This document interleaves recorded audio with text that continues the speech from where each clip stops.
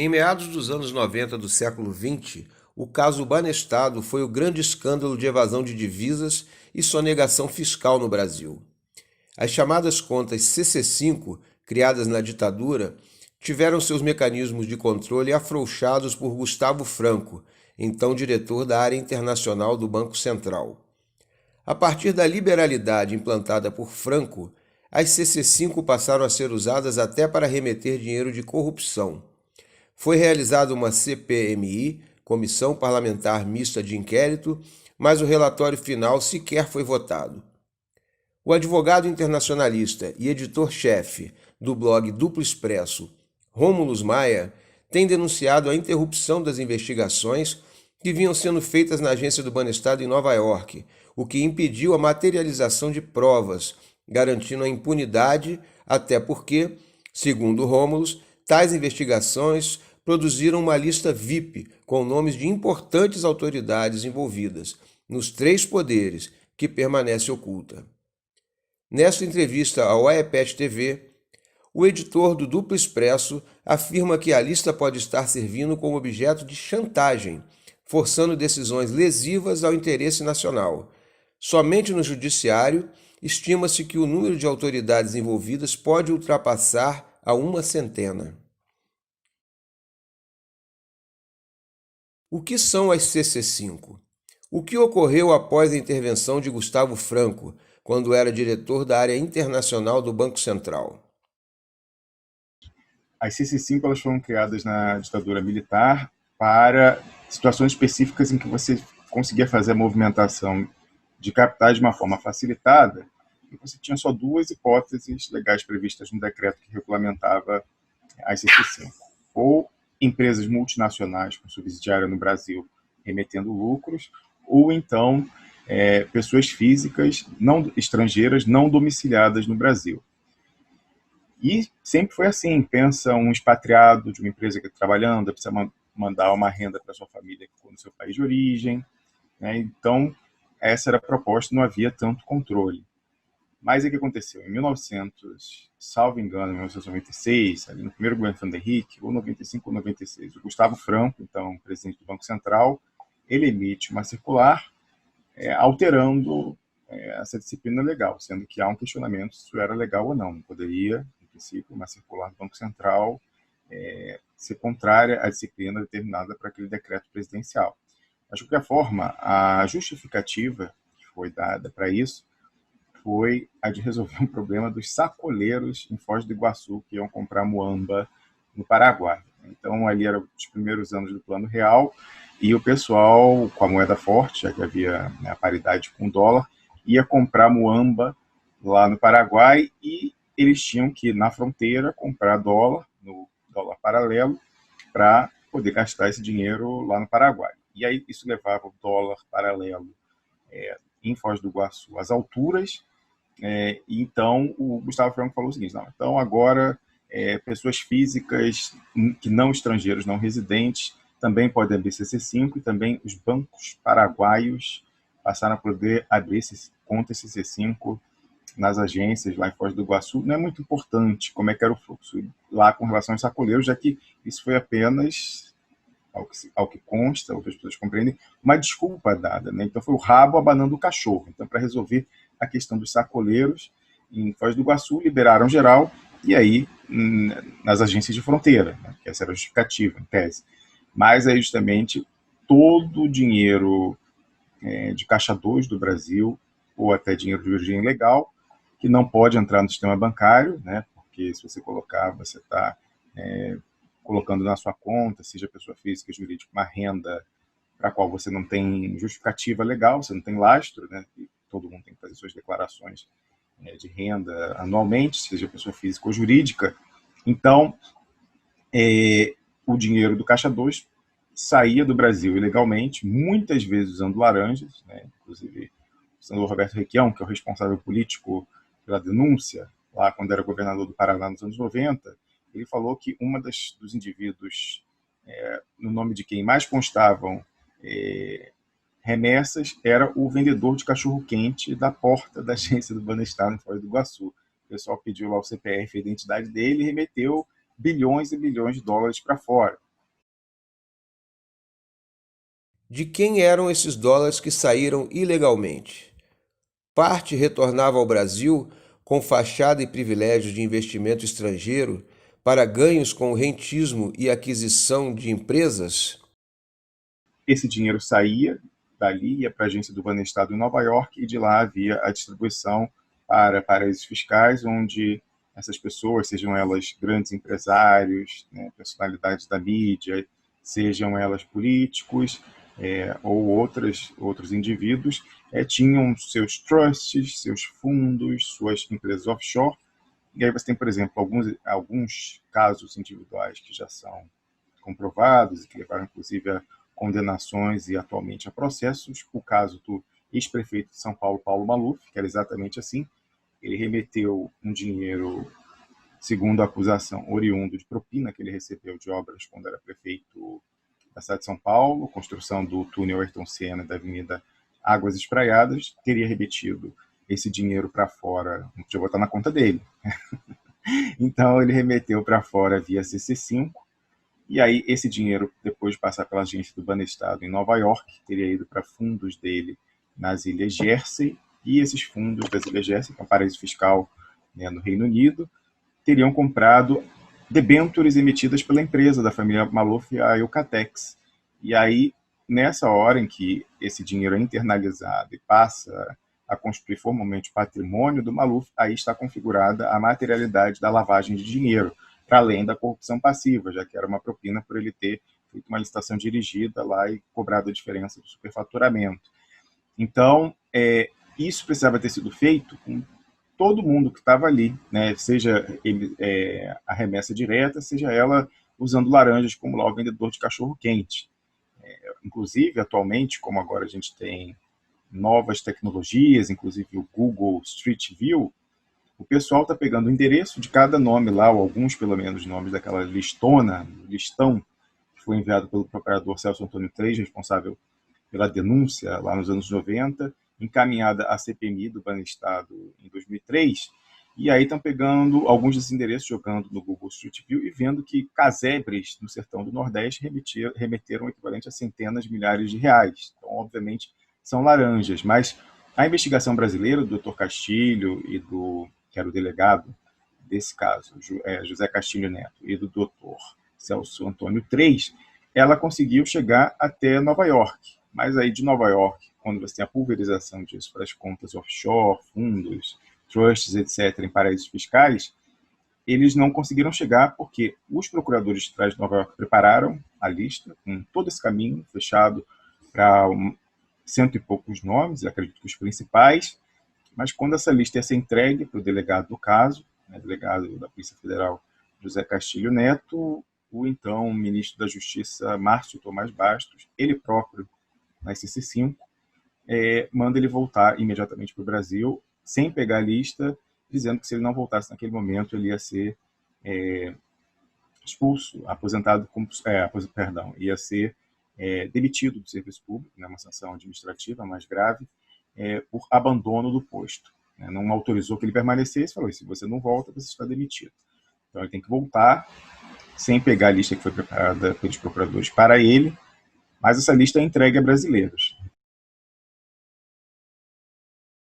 Que brasileiros receberam a lista que materializaria provas contra autoridades estratégicas do país? Aos representantes da Comissão Parlamentar Mista de Inquérito dos Bancos, que era a CPI que investigava o caso do Banestado, que enviou 4 parlamentares em diligência a Nova York, 2 senadores, 2 deputados, nomeadamente o presidente daquela CPMI, o então senador Antero Paz Barros, do PSDB de Mato Grosso, e o deputado pelo PT de São Paulo, José Mentor. E essa diligência recebeu essa lista preparada pela Procuradoria, mas essa lista nunca entrou oficialmente nos trabalhos da CPMI, ou pelo menos não constava do relatório final, e não foi dado devido encaminhamento. Isso nunca chegou, por exemplo, à Procuradoria-Geral da República, até porque o relatório final da CPMI não foi votado, e então não pôde ser encaminhado para a PGR, e mesmo que fosse, não tinha esse material, e nunca foi dada uma justificativa para esse material ter sumido. Mas não foi só na arena política brasileira do Congresso que sumiu. Uma via foi entregue também aos procuradores do caso Banestado, que estavam processando lá no Paraná, que vêm a ser procuradores que também atuaram na Lava Jato. O próprio juiz do Banestado era também o Sérgio Moro, mesmo juiz da Lava Jato.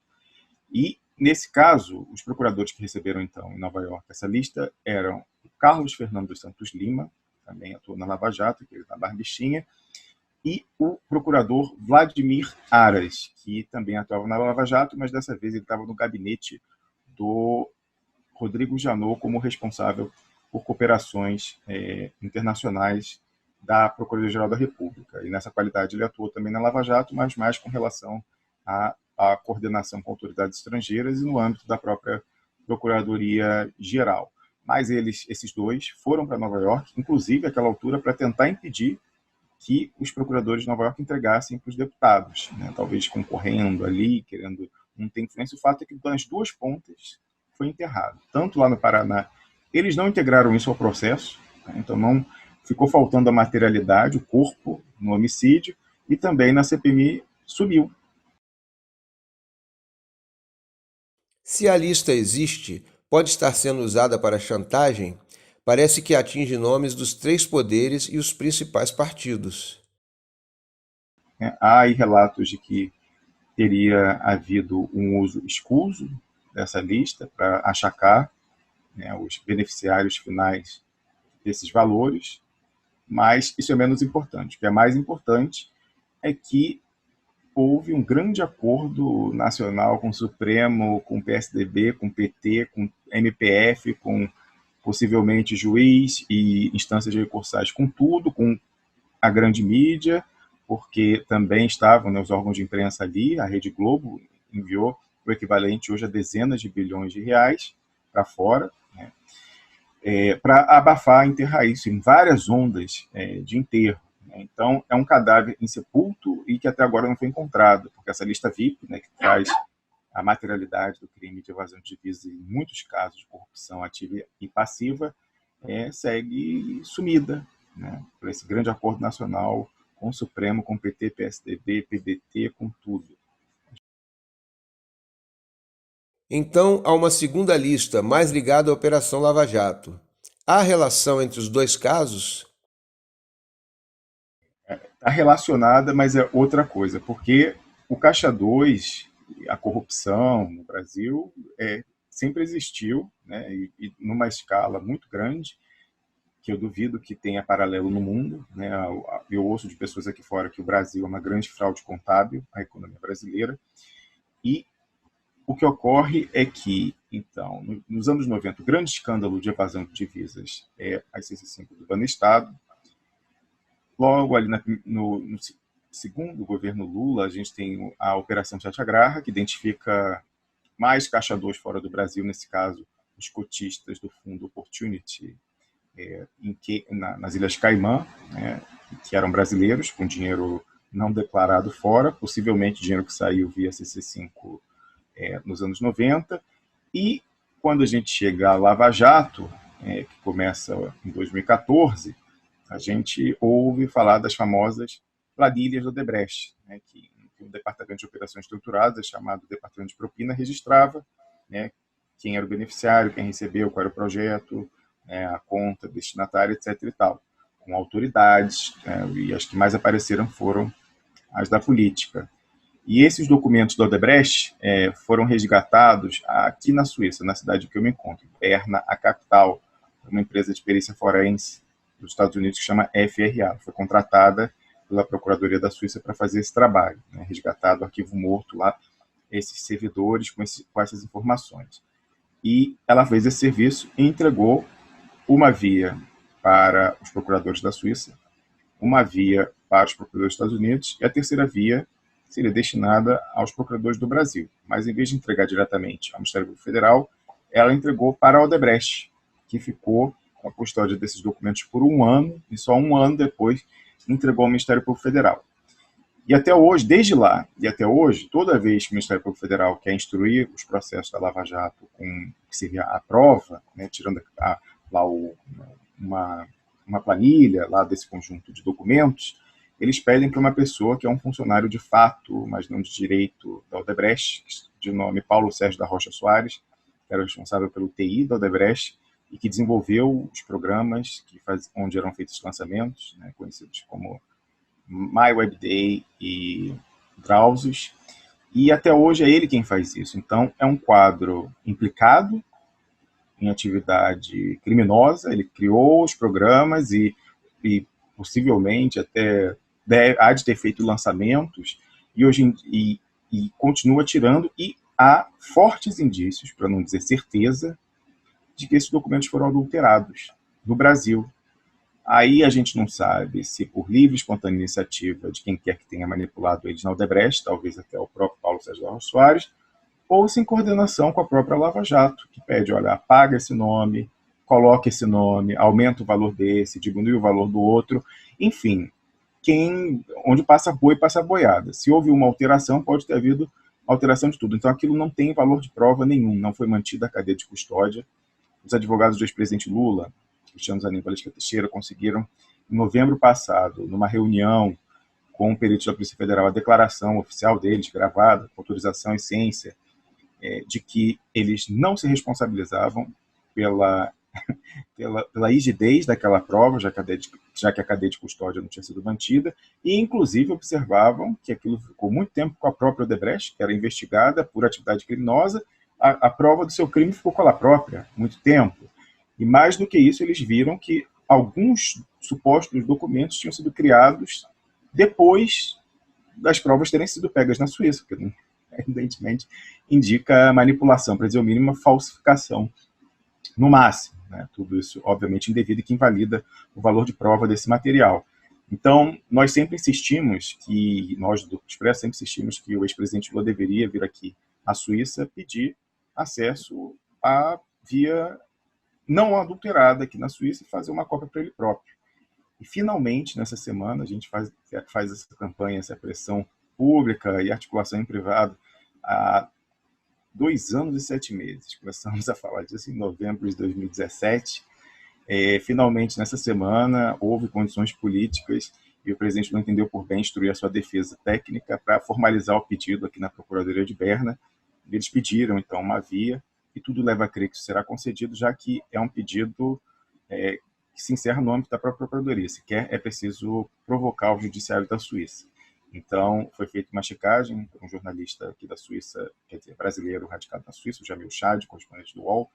Ele verificou na Procuradoria-Geral, onde ele tem fontes, e o pessoal falou, não, pedindo, a gente dá. Então, tudo leva a crer que esse pedido será deferido, e o Lula terá em mãos, então, dentro de muito em breve, se tudo der certo, as provas da falsificação de documentos pela Lava Jato que causa nulidade dos processos. É só colocar um do lado do outro e ver o que foi adulterado, quem que foi excluído, quem que foi ocultado até aqui, quem que foi incluído, qual manipulação foi feita. E isso é um golpe fatal, ou pelo menos deveria ser um golpe fatal, esperamos que dessa vez seja, na narrativa de que a Lava Jato combate a corrupção no Brasil. Então, há uma continuidade temporal e até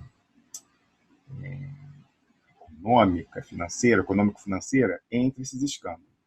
E até coincidência de pessoas. Então, tudo isso diz respeito a ilegalidades, ilícitos econômicos no Brasil, né, evasão de divisas, lavagem de dinheiro, corrupção ativa e passiva. E o Banestado diz respeito, então, aos anos 90, o governo Fernando Henrique Cardoso, né, até o primeiro governo Fernando Henrique Cardoso, a Satyagraha, que pegou o Fundo Opportunity em Caimã, já olha uma boa parte, pelo menos, desse dinheiro fora do Brasil, constituindo um fundo em paraíso fiscal e voltando ao Brasil como investidor estrangeiro, né, ocultando os reais beneficiários. E, finalmente, a Odebrecht mostra que a evasão de divisas continua via doleiros para pagar autoridades. Agora, é preciso registrar que, muito provavelmente, nomes que foram ocultados até aqui, que vão aparecer se o ex-presidente público receber e tornar públicos os documentos do Odebrecht que ele pediu aqui na Suíça, é o nome de autoridades que não da política, que foram as únicas que foram apontadas e linchadas no tribunal da mídia. Então, a gente deve encontrar nomes do judiciário, porque há relato, inclusive na imprensa, de que o relator da Lava Jato no STF, o ministro Luiz Edson Fachin, está com uma lista de vários nomes da alta cúpula do judiciário que constam do termo de delação de diretores da Odebrecht, portanto, estão nas planilhas que dão lastro a esses acordos de delação, e até aqui não apareceram, né? Nessa matéria publicada, salvo engano, em maio de 2017, na coluna Painel da Folha de São Paulo, eles falam nomeadamente de ministros do STJ e do TCU, mas possivelmente também do STF, procuradores, outros órgãos de controle.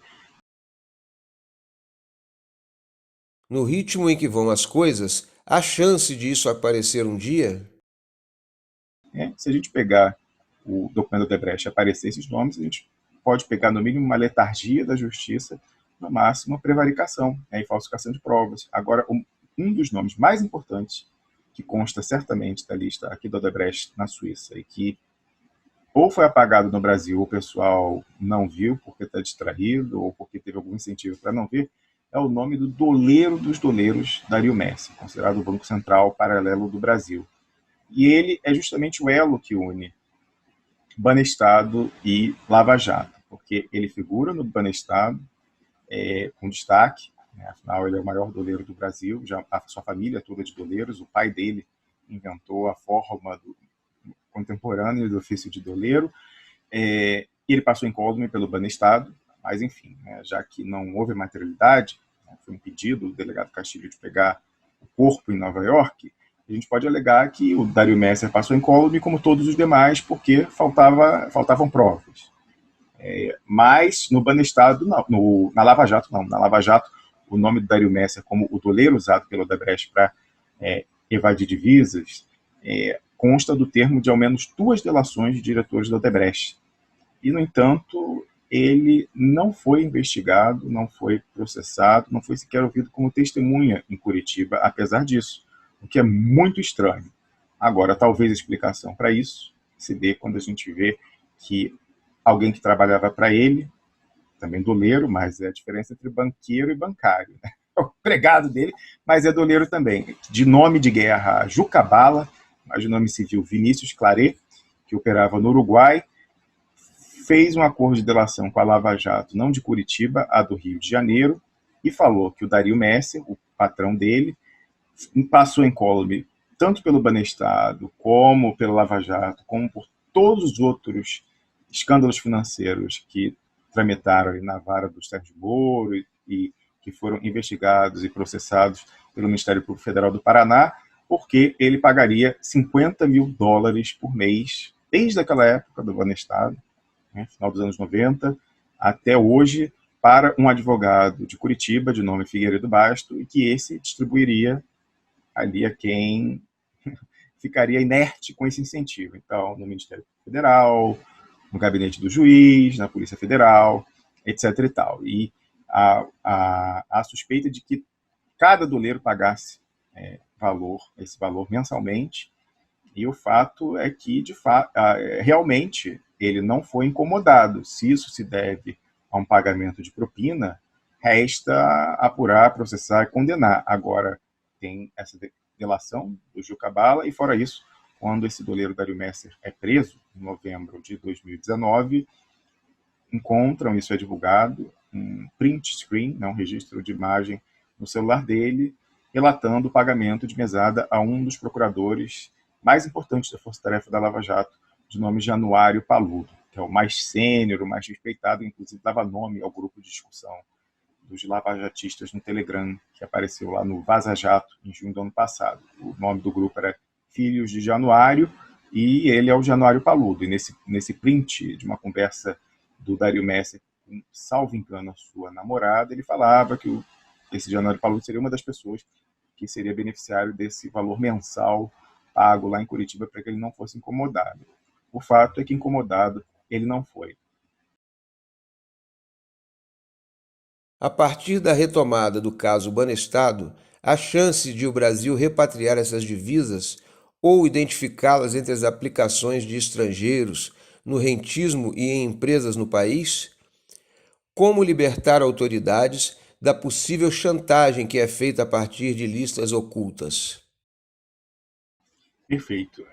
A gente volta à questão se é se convém ou não discutir, se é importante ou não discutir Banestado no presente, né? Então, uma primeira questão é essa de figuras de destaque na República. Então, a família do atual presidente do Senado, a família do senador Tasso Gereissati e outros políticos constar do Banestado, e o próprio ministro Luiz Roberto Barroso, do STF, e presidente do TSE, do Tribunal Superior Eleitoral.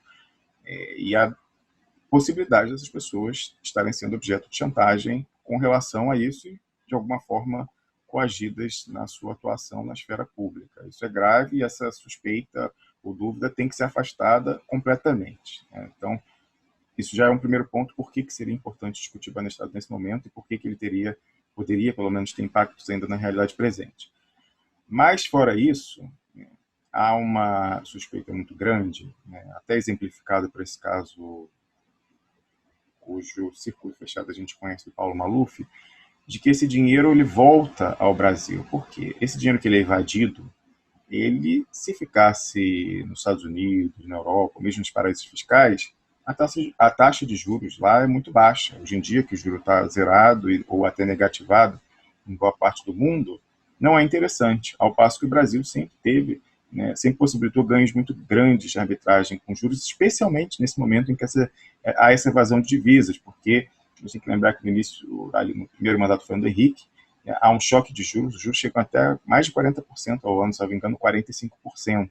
Isso é irresistível. Então, esse pessoal é do Brasil, conhece essa peculiaridade do Brasil, tem esse dinheiro, não vai deixar ele empatado fora sem render juros. Então, ele assume essa forma fraudulenta, com uma empresa fantasma, fundo, etc. e tal, mas volta para comprar o quê? Para comprar justamente a dívida interna, que explode nesse momento. Então, boa parte é lícito supor, e a gente tem que verificar isso, inclusive voltar a exigir o levantamento do sigilo da terceira camada de contas, lá aquele trabalho que os procuradores fizeram, que Márcio Tomás Bastos impediu, que o delegado José Castilho Neto pegasse, mas que chegou à mão de parlamentares, dentre eles um do PT, e chegou à mão dos procuradores, dentre os quais Vladimir Aras e Carlos Fernando Santos Lima, para ver quem são essas pessoas, ver, por exemplo, o que foi feito com esse dinheiro. Então, se ele voltou, eles compraram títulos do Tesouro, aí a gente vai olhar a origem do dinheiro quando ele saiu.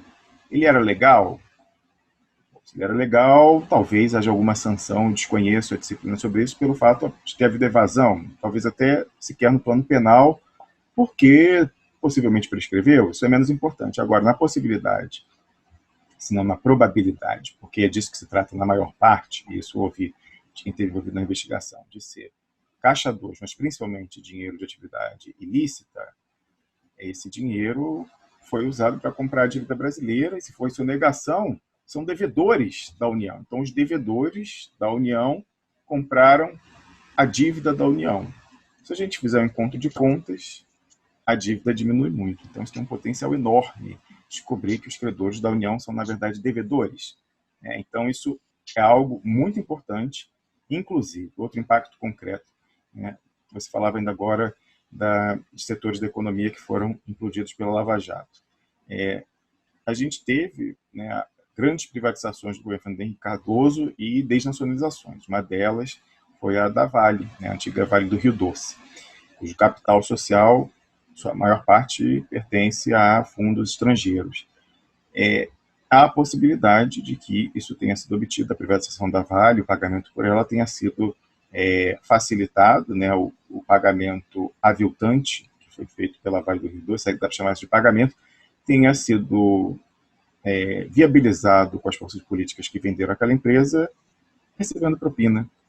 Propina essa que, se foi evadida àquela altura, com toda a probabilidade teria sido evadida via CC5, né, desse esquema do escândalo Banestado. Então, se a gente abrisse esse sigilo e visse, por exemplo, que os responsáveis pela privatização da Vale no primeiro governo Fernando Henrique, salvo engano, em 1997, receberam propina para receber como pagamento pela Vale, essa joia brasileira, títulos podres da dívida brasileira externa, que não eram mais exigíveis. Então, essas pessoas compraram esses títulos com um deságio tremendo e entregaram como pagamento ao Estado brasileiro pelo valor de face, né? Então, se a gente provar que isso foi obtido essa tolerância, essa leniência do Estado brasileiro com o pagamento de propina, e a gente pode verificar isso com a saída via Banestado, a gente pode colocar em xeque a própria propriedade, né, da Vale na atualidade, porque se aquele negócio foi fruto de corrupção, ele é nulo de pleno direito.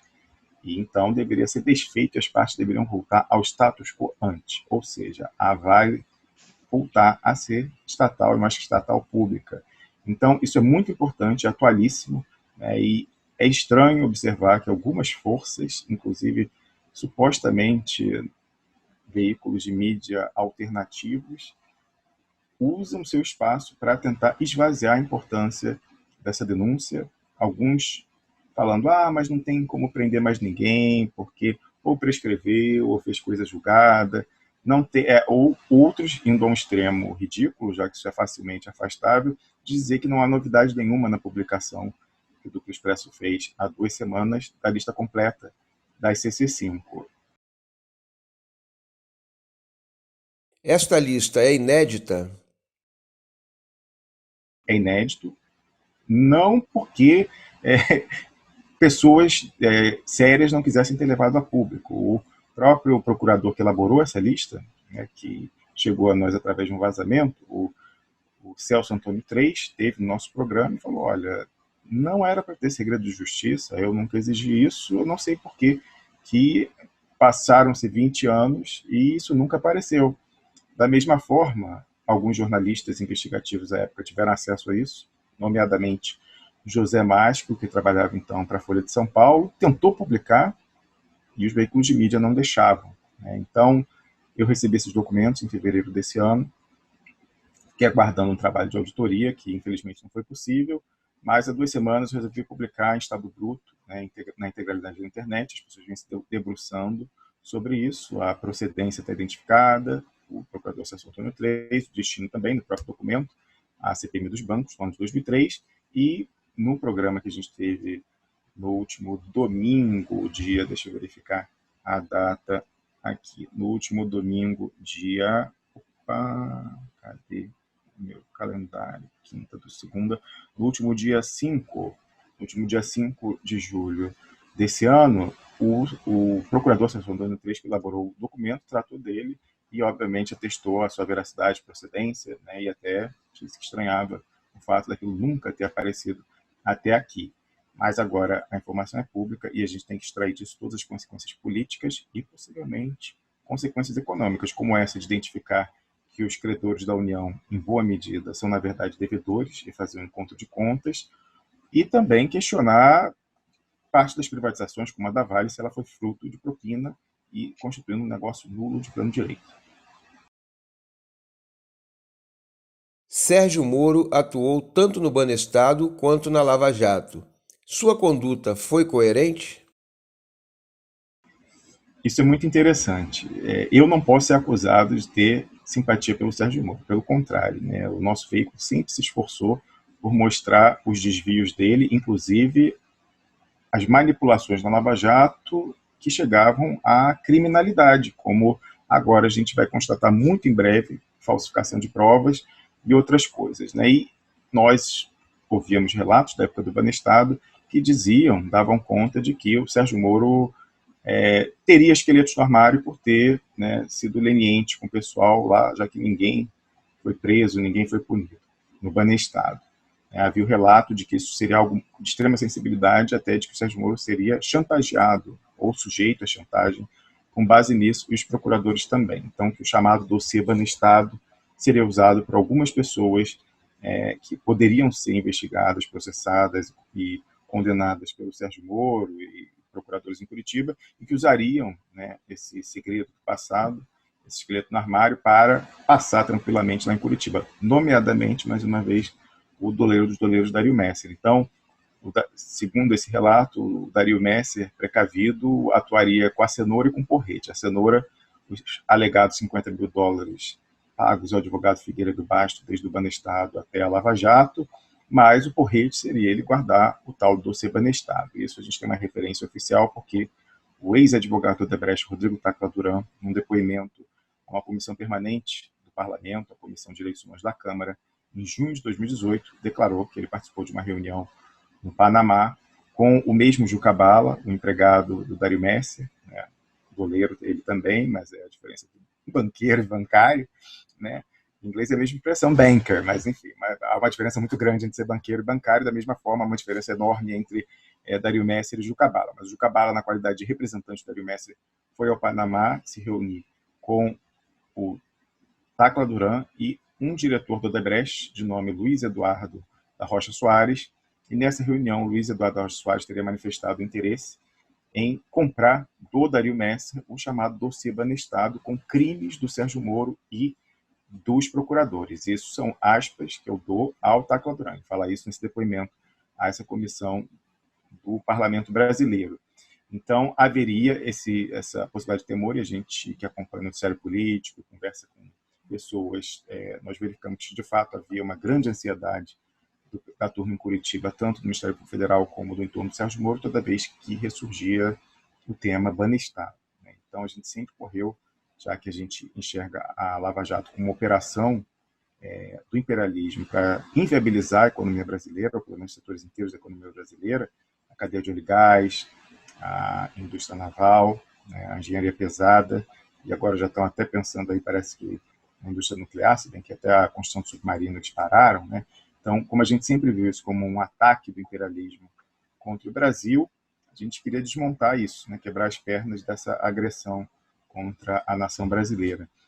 Então, a gente corria atrás desses crimes da Lava Jato, que poderiam, inclusive, talvez, quem sabe, os crimes, na verdade, os crimes daqueles personagens que estavam na Lava Jato, mas possivelmente crimes esses cometidos quando ainda atuavam no caso do Banestado. E quem sabe até não fosse justamente esse dossiê Banestado que fosse usado para chantagear esses procuradores, esse juiz, se é o caso, a destruir a economia brasileira, a destruir a Petrobras, tentar pelo menos destruir boa parte da Petrobras e da cadeia de óleo e gás. Né? Quem sabe eles são grandes nacionalistas, eles estão sendo forçados a agir contra o interesse nacional. Então a gente queria descobrir que podres seriam esses, né? Segundo esses relatos que a gente ouviu. Então estávamos anos atrás dos documentos do Banestado, conseguimos a lista bruta, né? Mas a gente ainda não desistiu, a gente vai correr atrás até o fim da tal da lista VIP, fechando o círculo. Né? E vamos constranger publicamente as autoridades que receberam em Nova York, 2 procuradores do Ministério Federal, Vladimir Aras, Carlos Fernando Santos Lima, 4 parlamentares ou ex-parlamentares,